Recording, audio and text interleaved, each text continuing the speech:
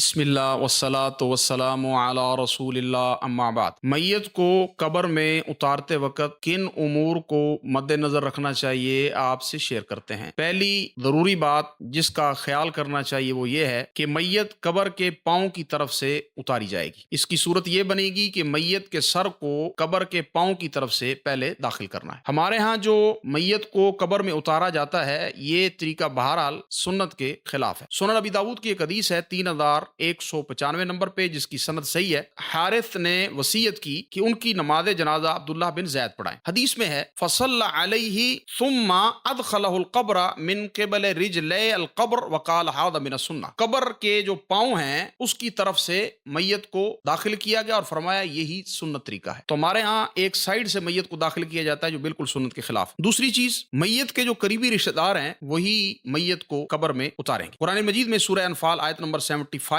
व उलुल अरहाम बादुहुम औला बिबादिन फी किताबिल्लाह। तो इसमें मैयत का जो बाप है अगर वो जिंदा है, दादा है, बेटा है, पोता है, भाई हैं, चचे हैं, तो वही मैयत को कब्र में उतारने के ज्यादा हकदार हैं। अगर कोई दूसरा उतारे तब भी सही है, जायज़ दुरुस्त है। औरत की जो तदफीन है वो भी मर्द हजरात ही करेंगे। शौहर को ज्यादा हक है कि वो बीवी की तदफीन करे बशर्ते कि उस रात जिस रात बीवी फौत हुई उसने उसके साथ मुबाशरत ना की हो। ये अकामुल जनाइज लिल अलबानी सफ़ा नंबर 186 से 188 तक बहस देख सकते हैं। नंबर 3, मैयत को दाएं पहलू पर लिटाया जाए ताकि जिस्म के साथ पूरा मुंह भी किबला रुख हो जाए। इमाम इब्न हज़म रहमहुल्लाह फरमाते हैं कि अल्लाह के रसूल सल्लल्लाहु अलैहि वसल्लम के दौर से लेकर आज तक यही अमल चलता चला आ रहा है। हमारे यहाँ सिर्फ मैयत को जो मुंह है वो किबले रुख कर दिया जाता है जबकि बाकी जिस्म जो है वो बिल्कुल सीधा रहता है। ये तरीका भी सुन्नत के खिलाफ है। मैयत को एक रुख जो है दाईं करवट जो है वो ताकि उसका जिस्म भी और उसका जो मुंह है वो भी किबले रुख हो जाए। अल मुहल्ला इब्न हज़म जो है इमाम इब्न हज़म रहमहुल्लाह की उसकी जिल्द 5 सफ़ा 173 पे आप ये बात दे सकते हैं। मैयत को कब्र में उतारते वक्त सुनन अबी दाऊद की एक हदीस है 3213 नंबर पे, उसमें ये अल्फाज हैं कि ये अल्फाज पढ़ने चाहिए बिस्मिल्लाह व अला सुन्नते रसूलिल्लाह या बिस्मिल्लाह व अला मिल्लते रसूलिल्लाह।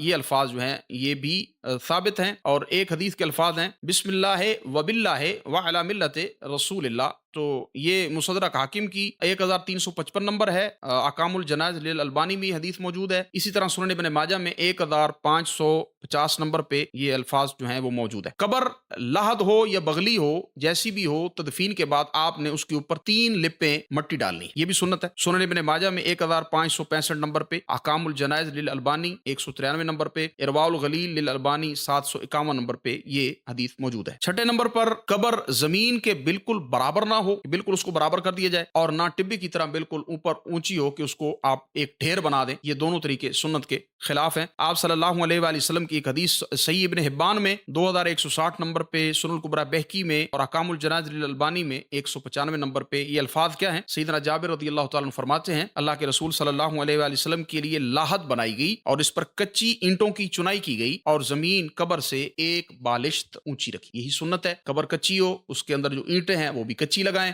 और जो उसकी ऊंचाई है कब्र की वो एक बालिश्त होनी चाहिए। बल्कि सहीह बुखारी की हदीस है, सुलेमान तम्मार फरमाते हैं मैंने आप सल्लल्लाहु अलैहि वसल्लम की कब्र मुबारक देखी, वो ऊंट की कुहान की तरह बनी हुई थी, ना ऊंची थी और ना बिल्कुल परस्त, यानी एक बालिश्त उसकी ऊंचाई थी। इसी तरह सैयदना अबू बकर उमर रज़ियल्लाहु अन्हुमा की कब्रें भी कुहान ही की तरह बनी हुई थी। अकामुल जनाइज जो है लिल अलबानी आप देख सकते हैं। नंबर 7, कब्र के पास बतौर निशानी आप कोई पत्थर रख सकते हैं, कोई निशानी लगा सकते हैं ताकि ढूंढने में आसानी रहे। हमारे यहाँ एक तख्ता लगा दिया जाता है, एक बोर्ड लगा दिया जाता है, वो बिल्कुल ऐसा करना सही नहीं है क्योंकि उस पर नाम लिखा होता है। आपको पता है कुत्ते वगैरह भी कब्रिस्तान में घूमते रहते हैं, पेशाब कर देते हैं, तो अल्लाह के नाम लिखे होते हैं, तो बिल्कुल ये तौहीन है। आप पत्थर वगैरह बतौर अलामत जो है वो आप ईंट वगैरह रख सकते हैं, पत्थर रख सकते हैं बतौर निशानी कि ये उसकी कब्र है। सुनन अबू दाऊद की 3206 नंबर पे उस्मान बिन मज़ून रज़ियल्लाहु ताला अन्हु फौत हुए थे जब उनको दफनाया गया था। और मजे की बात ये है कि ये जन्नतुल बकी जो कब्रिस्तान है इसमें सबसे पहली तदफीन जो मुहाजिरीन की हुई है उसमें सैयदना उस्मान बिन मज़ून रज़ियल्लाहु ताला अन्हु पहले सहाबी थे जो उस कब्रिस्तान के अंदर उनकी तदफीन हुई। तो आप सल्लल्लाहु अलैहि वसल्लम ने उनको एक शख्स को कहा कि آپ ایک پتھر لائیں، لیکن وہ اس پتھر سے